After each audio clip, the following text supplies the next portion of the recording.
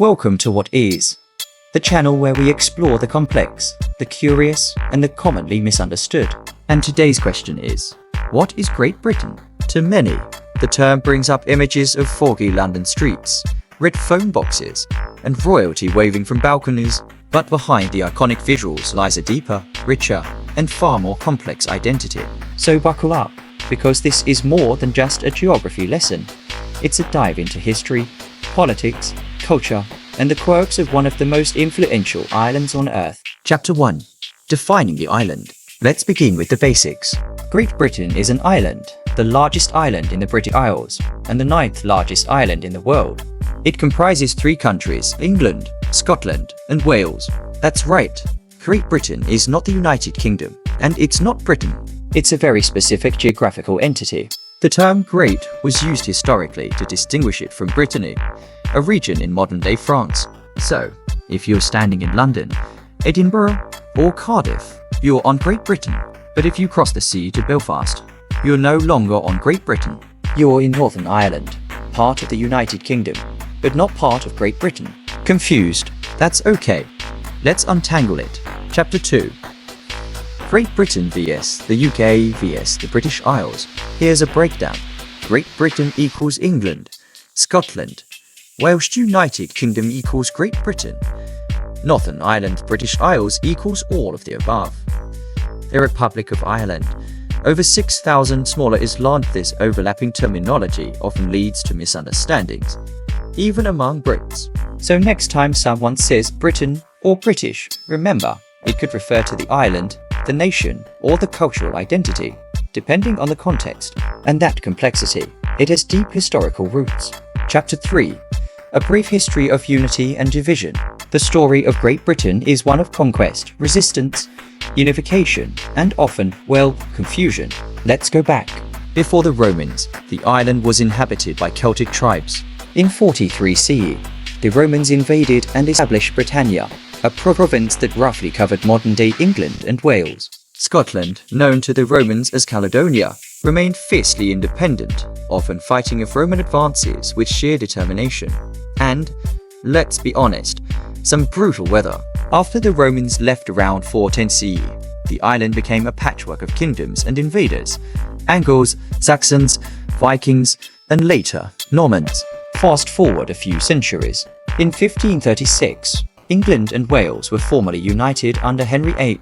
In 1707, the Acts of Union merged England and Scotland into the Kingdom of Great Britain. In 1801, another union added Ireland, creating the United Kingdom of Great Britain and Ireland. But in 1922, most of Ireland became independent, leaving Northern Ireland as part of the UK. So by today's borders, Great Britain is 3 countries, 1 island, joined in shared governance but each with its own identity. Chapter 4. 3 nations, 1 island. Let's break down those 3 countries that make up Great Britain. England, the largest by far, both in land and population, home to London, the capital of the UK and a global city. England is the political and economic core of Great Britain, but it's also filled with ancient history. From Stonehenge to Shakespeare's Stratford-upon-Avon, Scotland to the north, you'll find the dramatic landscapes of the Highlands, centuries-old castles, and a fiercely proud national identity. Scotland has its own legal system, education system, and even its own parliament in Holyrood, Edinburgh. And no, haggis is not mandatory, but it is an acquired taste. Less to the west lies Wales, known for its mountains, music, and one of the oldest living languages in Europe, Welsh. Like Scotland, Wales has its own devolved government. And if you're ever in the mood for a long road trip, try pronouncing Llanfairpwllgwyngyllgogerychwr. Good luck! Each nation within Great Britain has its own flag, anthem at sporting events, and cultural traditions, but they also share institutions under the larger umbrella of the UK. Chapter 5. The Puzzle of Devolution. One of the most fascinating aspects of modern Great Britain is devolution, the process of transferring powers from the UK Parliament in Westminster to national governments in Scotland, Wales, and Northern Ireland. Scotland has the most extensive devolved powers, including control over health, education, justice, and transport.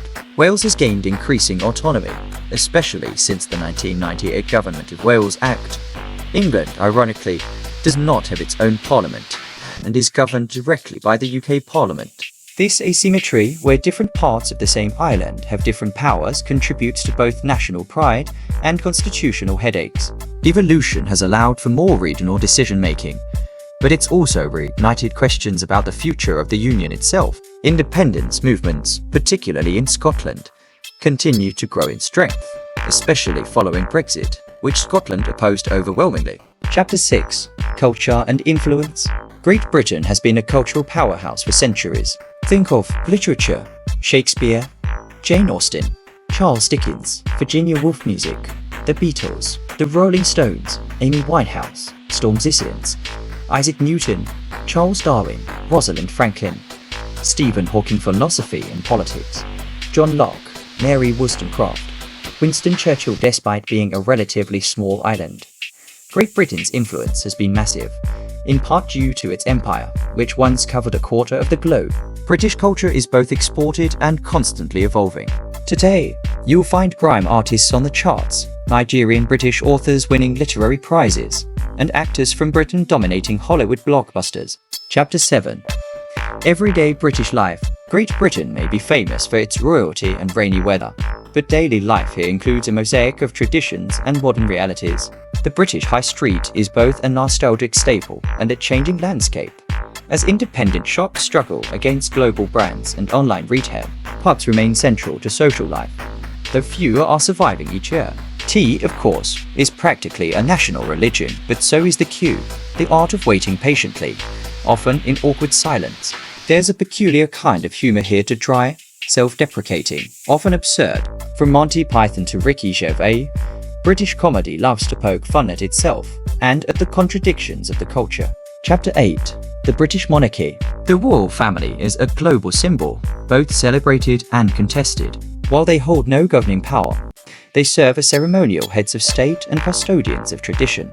Royal events draw huge media attention, but the institution faces pressure from modern audiences, particularly younger generations, to justify its role and relevance in today's society. Debates around wealth, privilege, colonial legacy, and media scrutiny have intensified in recent years. Some call for reform, others for abolition. But for now, the monarchy remains a living symbol of the nation's continuity and contradiction. Chapter 9. Britain in the world. As part of the UK, Great Britain remains an important global player, but it now finds itself redefining its role. Since Brexit, the island has faced complex diplomatic and economic challenges. It seeks trade deals beyond Europe, deeper ties with the Commonwealth, and leadership in areas like climate action, technology, and defense. Yet, its soft power remains one of its strongest assets. Universities, music, literature, language, and sports. And then there's football, or as Americans say, soccer. Few things unite and divide the British public more than the national teams during the World Cup. Chapter 10. Nature, Geography, and Travel. Beyond cities and politics, Great Britain boasts spectacular natural landscapes, from the wild Scottish Highlands to the rolling English countryside to the misty mountains of Wales. Nature is never far away. Walk the southwest coast path, climb Ben Nevis, or stroll through Hampstead Heath, right in the heart of London. Trains connect much of the island, making it easy to explore, although many locals will still complain about delays. It's a national pastime. Conclusion: an island of contradictions. So, what is Great Britain? It's an island, but not isolated. A union, but not always unified. A place of tradition, constantly reinventing itself. It's tea and curry, Shakespeare and street slang, castles and council flats. It's ancient and modern, proud and self-critical, full of pomp and dry wit. It is, above all, complicated, and that's what makes it real. Great Britain defies simplicity. It demands exploration. And now that you've taken a closer look, maybe you'll see it not just as a place on a map, but as a living, breathing idea always evolving. Thanks for watching What Is. If you enjoyed this journey, don't forget to like, subscribe, and share your thoughts in the comments. What question should we tackle next? Until next time, cheers.